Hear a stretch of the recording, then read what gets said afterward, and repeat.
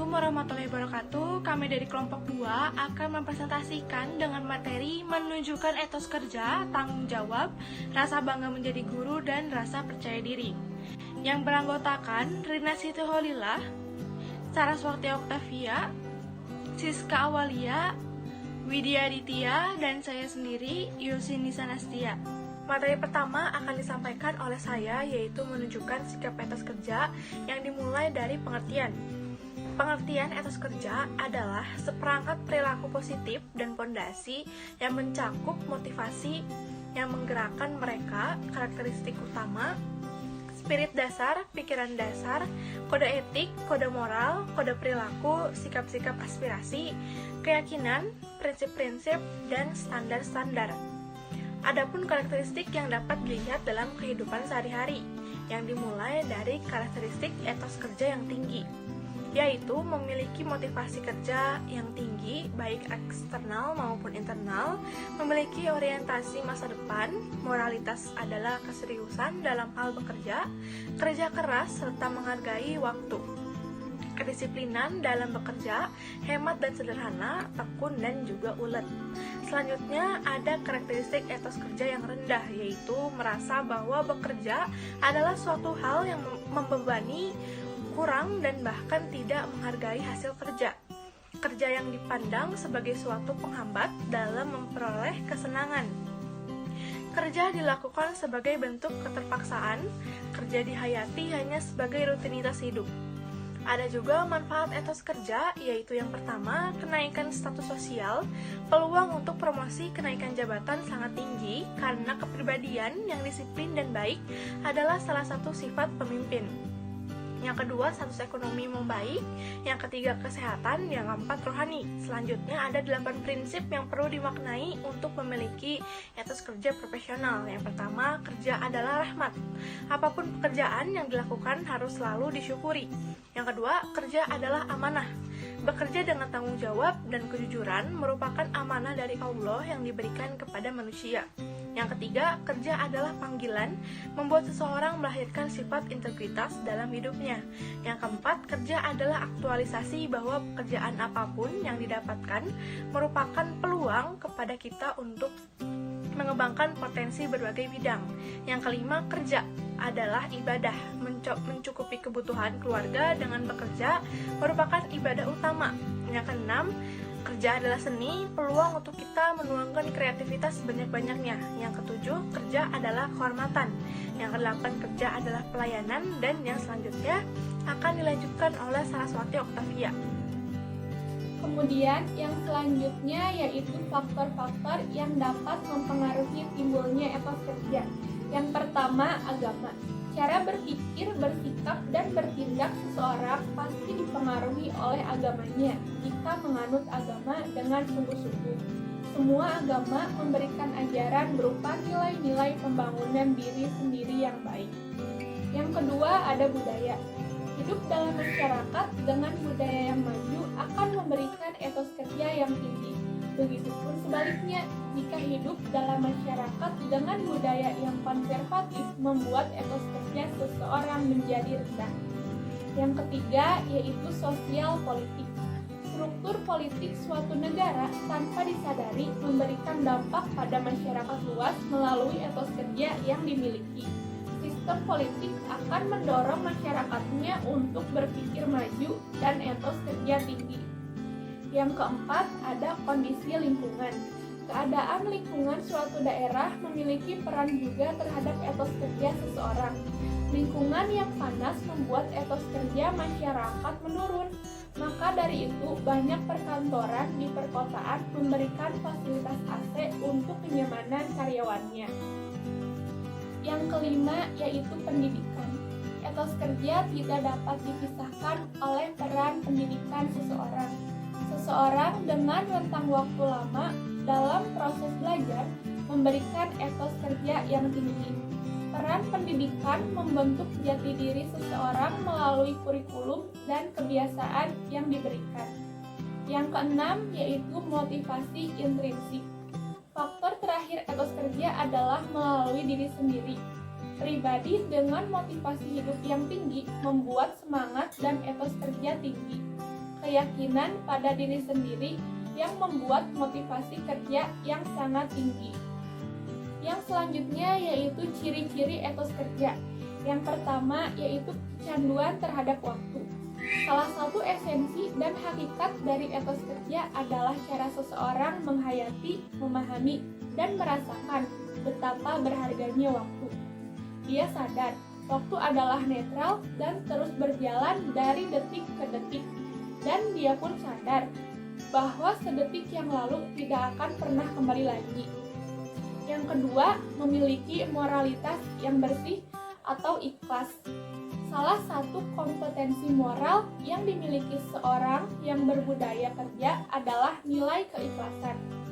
Karena ikhlas merupakan bentuk dari cinta, bentuk kasih sayang, dan pelayanan tanpa ikatan. Sikap ikhlas bukan hanya output dari cara dirinya melayani, melainkan juga input atau masukan yang membentuk kepribadiannya didasarkan pada sikap yang bersih. Yang ketiga yaitu memiliki kejujuran. Kejujuran tidak akan datang dari luar, tetapi datang dari bisikan kalbu yang terus-menerus mengetuk dan membisikkan nilai moral yang luhur. Kejujuran bukanlah sebuah keterpaksaan, melainkan sebuah panggilan dari dalam sebuah keterikatan. Yang keempat yaitu memiliki komitmen. Komitmen adalah keyakinan yang mengikat sedemikian kukuhnya sehingga terbelenggu seluruh hati nuraninya dan kemudian menggerakkan perilaku menuju arah tertentu yang diyakininya. Dalam komitmen tergantung sebuah tekad, keyakinan yang melahirkan bentuk vitalitas yang penuh gairah. Yang kelima yaitu kuat pendirian atau konsisten. Konsisten adalah suatu kemampuan untuk bersikap taat asas, pantang menyerah, dan mampu mempertahankan prinsip walau harus berhadapan dengan resiko yang membahayakan dirinya. Mereka mampu mengendalikan diri dan mengelola emosinya secara efektif. Yang selanjutnya yaitu cara menumbuhkan etos kerja. Yang pertama, kerja adalah rahmat. Bekerja dengan ketulusan dan selalu bersyukur membuat kita lebih dekat pada Sang Pencipta. Apapun pekerjaan yang dilakukan harus selalu disyukuri, karena banyak orang di luar sana yang menginginkan pekerjaan. Yang kedua, kerja adalah amanah. Bekerja dengan tanggung jawab dan kejujuran merupakan amanah dari Tuhan yang diberikan kepada manusia. Seseorang yang amanah dalam bekerja akan selalu berakhir baik dalam melakukan taklidnya. Yang ketiga, bekerja adalah panggilan. Menganggap sebuah pekerjaan adalah kesucian membuat seseorang melahirkan sifat integritas dalam hidupnya. Pekerjaan yang sudah didapatkan saat ini sesungguhnya panggilan dari Tuhan untuk umatnya. Yang keempat, yaitu kerja adalah aktualisasi. Kerja merupakan aktualisasi diri, menjelaskan bahwa pekerjaan apapun yang didapatkan merupakan peluang kepada kita untuk mengembangkan potensi di berbagai bidang. Yang kelima, kerja adalah ibadah. Banyak sekali ulama-ulama besar yang memberikan penjelasan bahwa ibadah tidak hanya sholat 5 waktu dan sebagainya, tetapi mencukupi kebutuhan keluarga dengan bekerja merupakan ibadah utama bagi seorang laki-laki. Yang keenam, kerja adalah seni. Semua pekerjaan merupakan peluang untuk kita menuangkan kreativitas sebanyak mungkin. Semakin banyak kreativitas yang bisa kita berikan pada perusahaan, membuat sumber rezeki semakin panjang. Yang ketujuh yaitu kerja adalah kehormatan. Semua orang tidak terlepas dari sifat ingin dihormati. Bekerja dengan penuh sungguh-sungguh membuat diri kita semakin disegani oleh orang. Kemudian, yang kedelapan, kerja adalah pelayanan. Pekerjaan apapun itu sesungguhnya memiliki latar belakang berupa pelayanan. Pelayanan terhadap konsumen, atasan, hingga masyarakat luas. Selanjutnya di sini saya membahas menunjukkan tanggung jawab yang tinggi.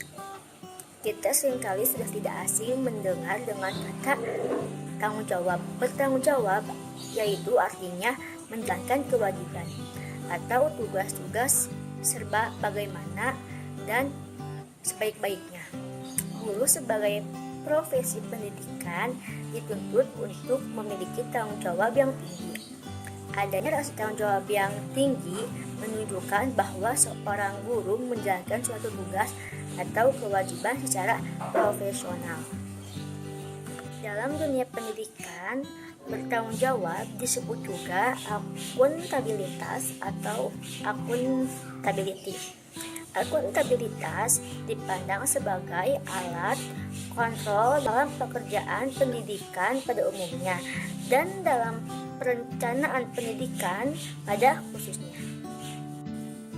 Guru yang memiliki rasa tanggung jawab yang tinggi akan merasa bertanggung jawab atas materi pembelajaran yang disampaikan kepada siswanya sesuai dengan kurikulumnya.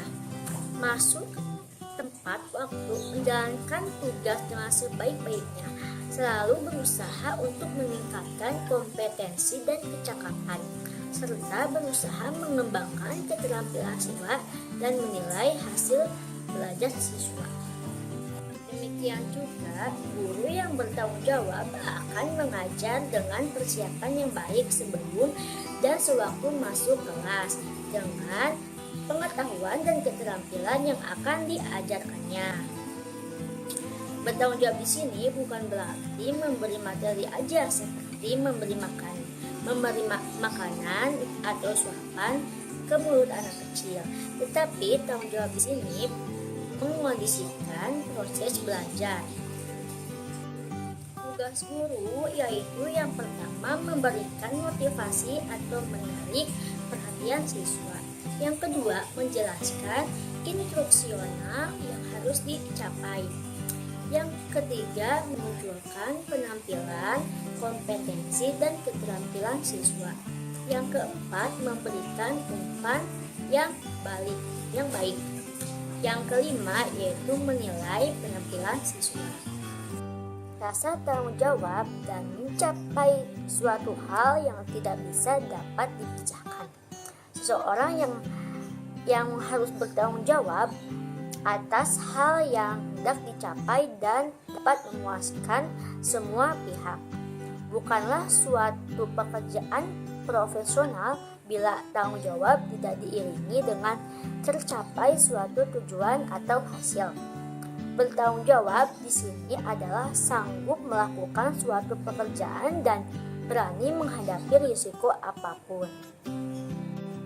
Mengapa guru harus bertanggung jawab? Karena ia dituntut untuk menciptakan manusia yang seutuhnya, yaitu manusia yang berbudi luhur, berperilaku baik, dan berpotensi. Tanggung jawab ini merupakan tolok ukur kesuksesan seorang guru dalam memberi pembelajaran. Sebagai pribadi yang dituntut untuk bertanggung jawab dalam pembelajaran, guru yang memiliki seperangkat kapasitas yang antara lain sebagai berikut. Yang pertama yaitu memiliki tanggung jawab sepenuhnya dan memahami pekerjaan yang jelas. Yang kedua yaitu memiliki kualifikasi untuk mengerjakan tugas pembelajaran. Yang ketiga memiliki kewenangan yang cukup untuk menyelesaikan pekerjaan dan pembelajaran. Materi selanjutnya yaitu menunjukkan rasa bangga menjadi guru. Seperti yang kita ketahui, guru adalah peletak fondasi utama dalam pembentukan karakter dan kejiwaan anak didik. Rasa bangga menjadi guru memang tak dapat dilukiskan dengan kata-kata saat anak didik bisa melakukan sesuatu yang berguna. Ketika anak didik kita melakukan perlombaan-perlombaan, mengikuti perlombaan-perlombaan, dan anak didik kita itu berhasil atau menang, pasti kita sebagai guru itu akan merasa bangga gitu, akan ikut senang dengan keberhasilan anak didik. Guru disebut juga sebagai pahlawan tanpa tanda jasa, bukan tanpa sebab gitu. Karena kesediaan menjadi guru berarti juga kesediaan untuk memberikan segenap jiwa raga demi mencerdaskan generasi muda bangsa atau mencerdaskan penerus-penerus bangsa Indonesia. Profesi guru tetap menempati posisi yang sangat mulia. Profesi tersebut sangatlah berbeda dengan profesi lainnya, karena sebagai seorang guru kita harus mempunyai keikhlasan dan kesabaran dalam mendidik anak didik tersebut begitu. Oleh karena itu, seorang guru harus bangga akan tugasnya. Tugas guru sejatinya bukan hanya panggilan kerja profesional, melainkan juga sebuah pengabdian yang memiliki makna yang mendalam. Profesi keguruan bukan hanya kerja mencari nafkah keduniawian saja, tetapi juga panggilan jihad untuk mencurahkan segala kemampuan dalam upaya mencari ridho Allah. Nah, jihad dalam pendidikan ini bertujuan untuk mendidik generasi muda yang berwawasan luas dan beriman kepada Allah Subhanahu wa taala. Nah, guru dalam konteks jihad ini pembelajaran mensyaratkan adanya kebeningan jiwa dan keikhlasan diri ketika melakukan aktivitas pembelajaran atau pendidikan. Begitu. Di sini saya akan menjelaskan tentang menunjukkan rasa percaya diri. Nah, pertama membangun interaksi dengan percaya diri. Membangun interaksi dengan percaya diri dapat dilakukan dengan mengembangkan kecakapan yang sesuai dengan gaya kepribadian diri sendiri dan gaya kepribadian lawan bicara. Setiap orang ingin berinteraksi dan berkomunikasi dengan lebih efektif. Komunikasi yang efektif dapat terjadi ketika orang-orang tersebut berkomunikasi dengan kekuatan dan temperamen masing-masing yang unik. Nah, sikap percaya diri bisa tumbuh jika sanggup mengambil hikmah setelah mengalami pengalaman itu. Nah, rasa percaya diri juga bisa dibangun lewat pikiran diri sendiri. Jika pikiran menghargai kemampuan diri dan menciptakan kesan yang baik bagi diri sendiri, maka kepercayaan diri akan tumbuh. Seseorang yang memiliki kepercayaan diri yang baik mampu bertanggung jawab terhadap keputusan-keputusan yang telah dibuat dan mampu belajar dari kesalahan lalu menjadi lebih baik lagi. Sementara seseorang yang memiliki kepercayaan diri yang cenderung kurang akan kurang menunjukkan kemampuannya gitu. Lalu tidak leluasa untuk berbicara di depan orang banyak dan pembicaranya itu apa yang dibawanya itu kurang jelas. Nah, sebagai seorang pendidik, guru merupakan figur keteladanan dan panutan bagi peserta didik dan lingkungannya. Sikap dan perilaku yang ditampilkan oleh guru akan diamati oleh siswa.